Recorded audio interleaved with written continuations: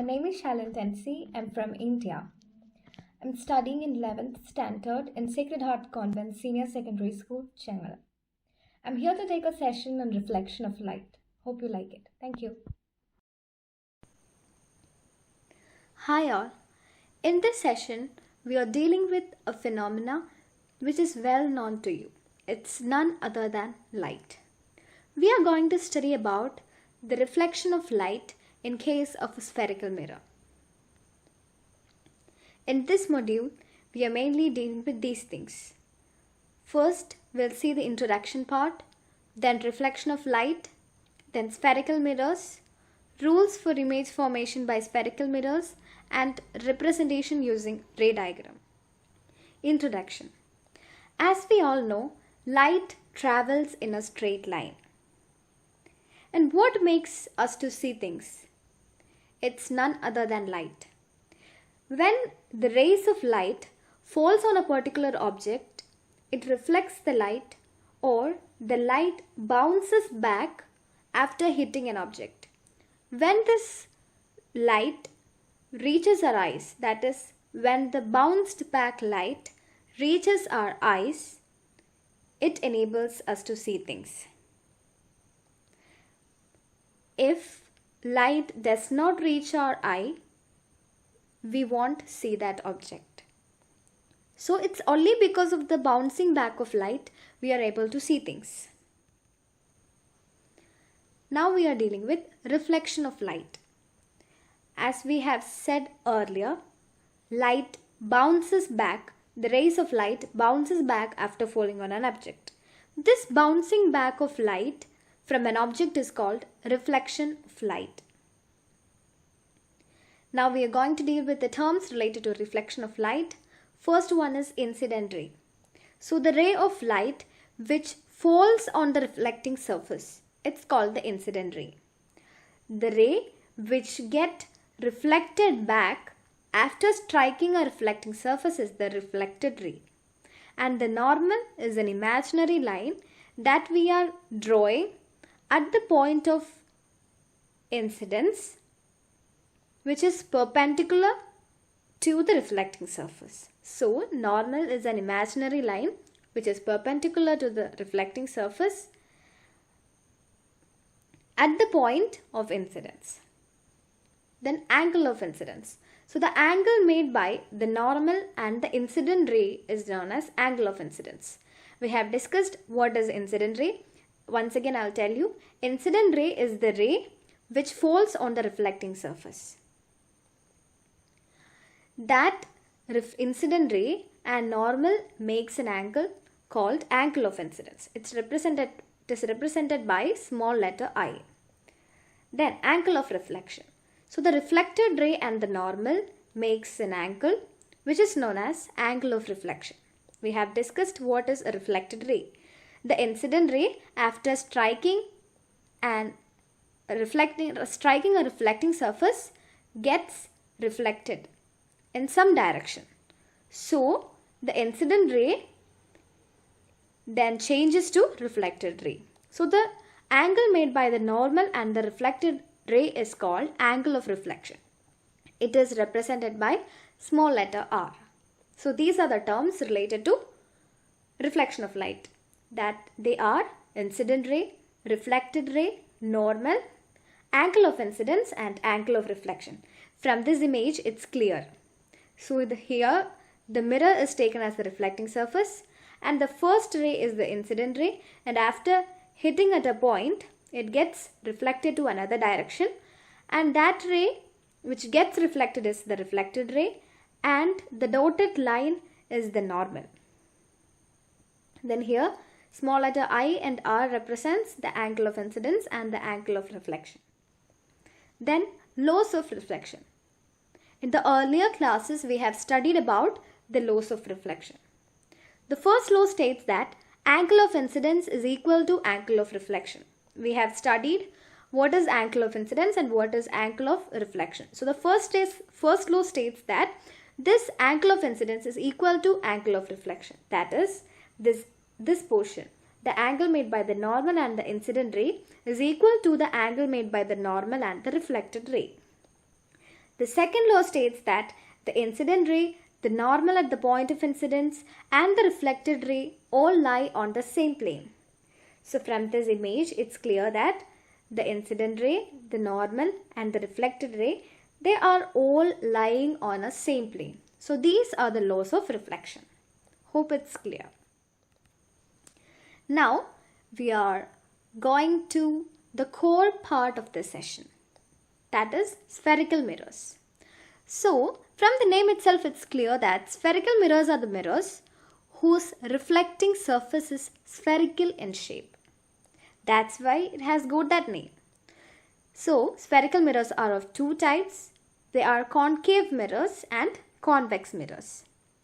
So concave mirrors are the mirrors who have their reflecting surface curved inwards. That is, it faces towards the center of the sphere. And the spherical mirrors having their reflecting surface curved outwards are called convex mirror. So the reflecting surface of the convex mirror lies at the back of the center. But in case of concave mirror, it faces towards the center of the sphere. But in case of a convex mirror, it lies on the back of the center of the sphere. So from this diagram, we can find that the blue shaded part is the reflecting surface, and in the first image, the blue shaded part faces towards the center of the mirror. That is, if we complete that diagram, it will become a sphere, and this blue shaded part faces towards the center. So that is concave mirror. And in the second diagram, the blue shaded part lies behind the shaded portion. That is, it lies behind the black portion. So if we complete that figure, the reflecting surface lies at the back of the center. Therefore, it is convex mirror. Now, the important terms for spherical mirrors. Pole. So we have taken a part of a spherical part as a sphere, part of a sphere as a spherical mirror. This part has a center. That center is called pole, and it is represented by capital letter P. So pole is the center of the reflecting surface of a spherical mirror. Then center of curvature. We have discussed that spherical mirror is a part of a sphere, so it has a center. That center is called center of curvature of spherical mirror, and it is represented by capital letter C. Radius of curvature. Radius of from the above portion, it's clear that a sphere has a radius too. So this radius is called radius of curvature of spherical mirror, and it is represented by capital letter R. Then principal axis. Principal axis is an imaginary line that passes through the pole and center of curvature of a spherical mirror. Then focus.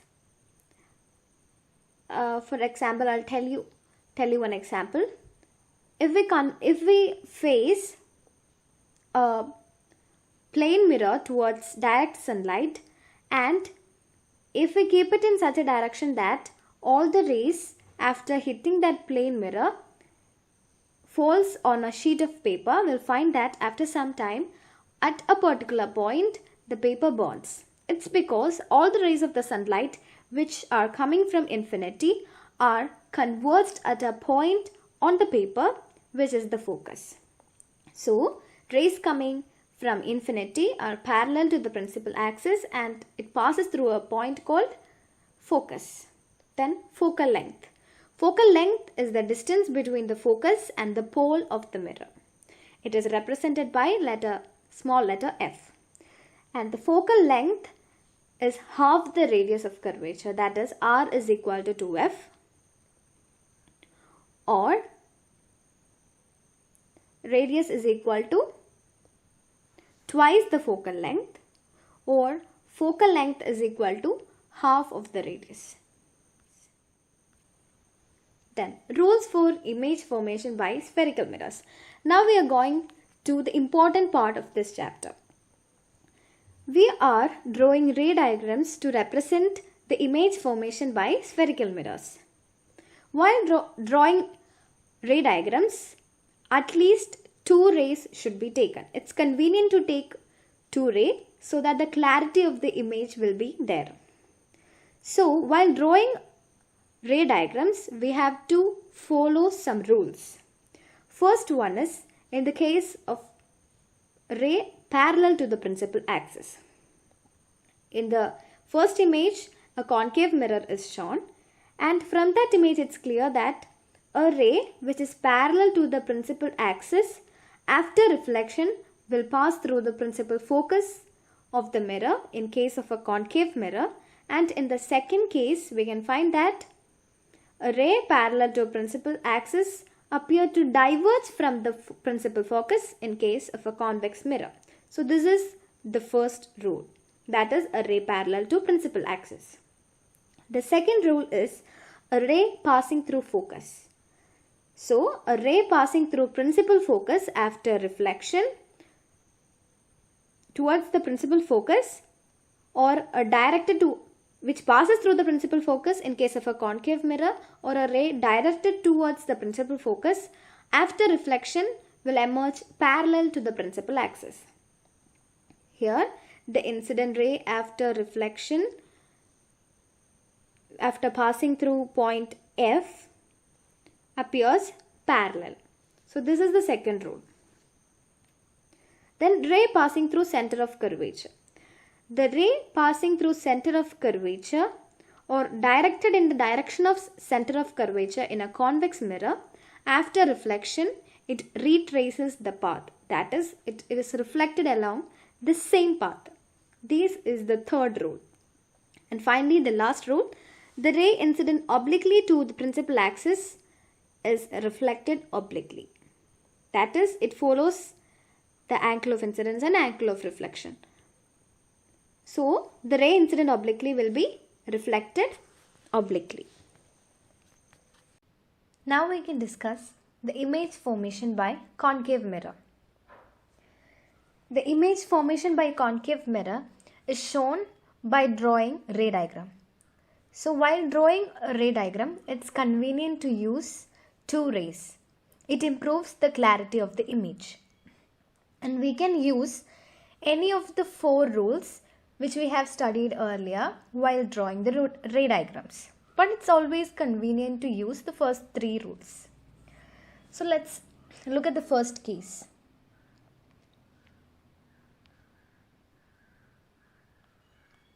Object at infinity. So when we place the object AB at infinity, the image is formed at focus. We'll see how. The two rays passes through the focus as they are parallel to the principal axis. Here we are applying the first rule. And the two rays intersected at a point F. So the point of intersection is the point where the image is formed. In this case, these two rays intersected at point F. So the image is formed at point F. And we can find that the image is too small. It's a point-sized image. We cannot see the image. It's a very point-sized image. So the size of the image is very diminished. Then, what about the nature? Since the image is formed in front of the mirror, it is a real image. And it's also an inverted image. That is, it lies it lies below the principal axis. Therefore, it is an inverted image. Second case, object beyond C. When we place the object beyond C, object AB beyond C, the image is formed between the center of curvature and the focus. That is, here we are applying the first rule and the third rule. The first rule is a ray parallel to principal axis passes through focus, and the third rule is a ray passing through center of curvature is retraced along its path. Therefore, here the image is formed between center of curvature and focus. The image A', B'. The length of the image A', B' is smaller than that of the object. That is, the size of the image is less than the size of the object. It is a smaller object. From the diagram it's clear. And here also the nature of the image is real and inverted. It's real because it's formed in front of the mirror, and it is inverted because it lies below the principal axis.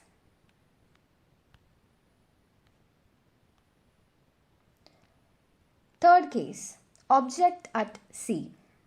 So, when we place the object at the center of curvature of the mirror, the image is formed at that point itself. And the size of the image is same as that of the size of the object. But the nature is real and inverted.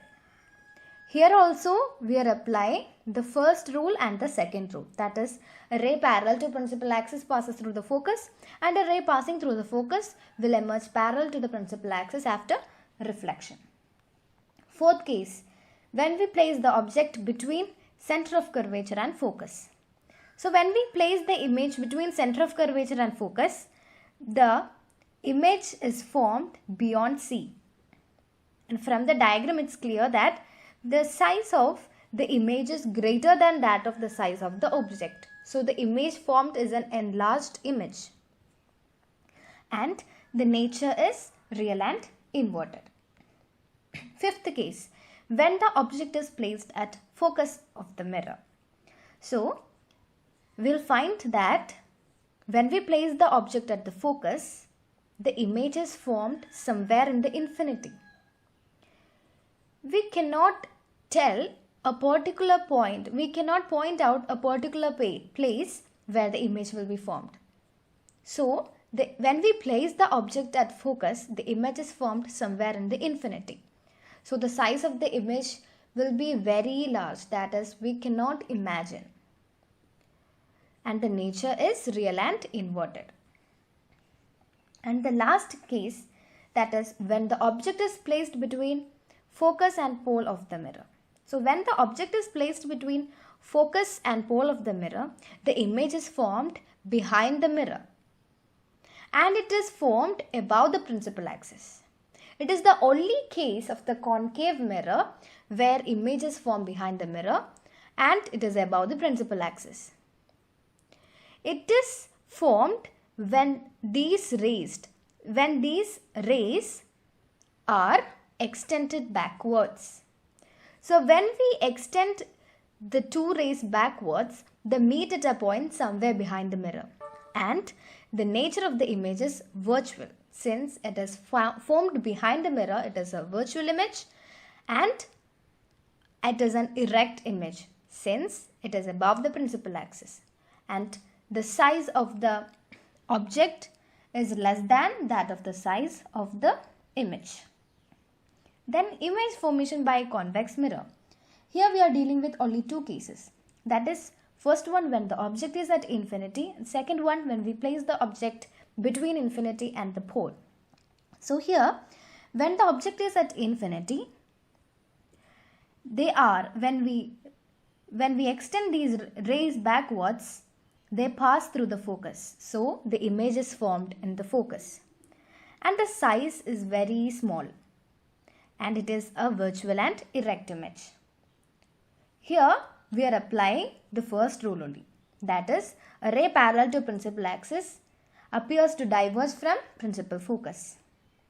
In the second case, when the object is between the infinity and the pole, the image is formed behind the mirror between the pole and the focus. The size is smaller than that of the object. In this case, we are applying the first rule and the third rule. When these rays are extended backwards, they meet at a point somewhere between the pole and the focus. It is the point where the image is formed. So the conclusions made from image formation of concave mirror and convex mirror are, in case of concave mirror, it produces only real and inverted image except when we keep the object between the pole and the focus. In that case, it produces a virtual and erect image.